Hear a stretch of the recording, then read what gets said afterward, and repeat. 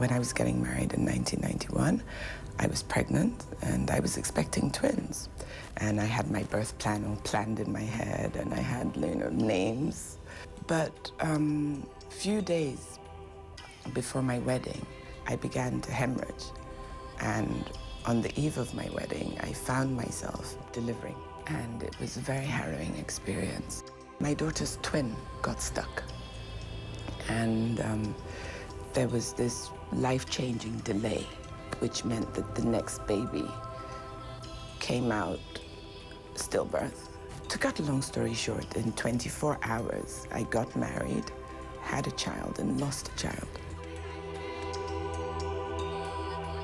And I started to think, am I really that unique?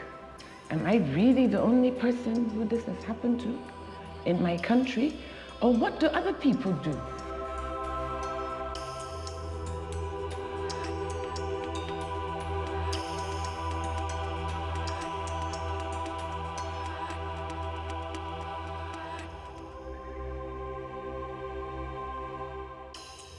What I experienced was an unavoidable reality for the majority of the women in my country. The inadequacies of the Nigerian health system, the lack of reliable information, the absence of an effective referral system. I've seen babies die because their blood types were not compatible with that of their mother. I've seen children die because the parents can't pay the registration fee to access the free care in the hospitals. I've seen lives lost because even in the same facility, they don't want to marry the health of the newborn to that of the mother. And yet, because of my experience, I've also seen the way systems that are supposed to work properly do work properly. I've seen the synergy of mother, child, system, doctor, research facility, records, and I just wanted to know how to bring this synergy to my own country.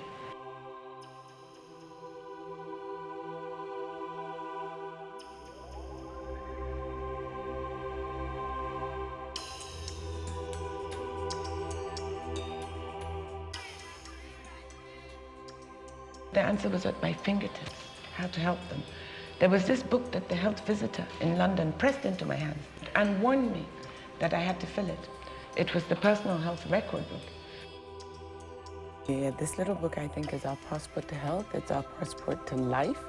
It's our passport to survival. And it's our passport to having the potential to grab the opportunities that are out there. We need to be alive to do that. We can't just be burying our sisters every day and burying little children. What you have to realize that every time a family loses a mother, that family loses its potential for progress. And we've got to keep our women alive. We have to invest in women, actually. It's a pretty low-cost resource, but I think it will have high impact. So much of it is knowledge and education, If you're well educated about what you should expect, when you see something unexpected, you're in a better position to get help when you need it. There's so much work to be done in the area of maternal, newborn, and child survival. One person can't do it alone.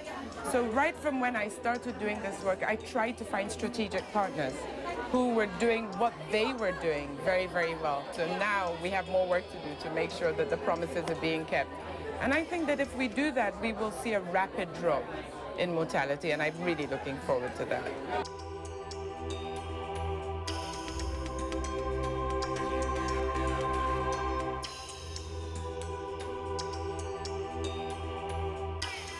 I think we are on the right path. I think we're leaving a lot of our old beliefs behind. We do have our issues, but I believe that if everybody's working together towards a common goal in their own way, I think Nigeria can be showcased to the world. Nobody's going to do it for us anymore. We're going to do it for ourselves. That we now have a synergy where every single sector has decided to work together to make sure that our pregnant women and children are not dying. I'm an African woman, and the solutions that I'm proffering, they're African solutions. And their impact is for Africa, because nobody's going to do it for us anymore. We're going to do it for ourselves.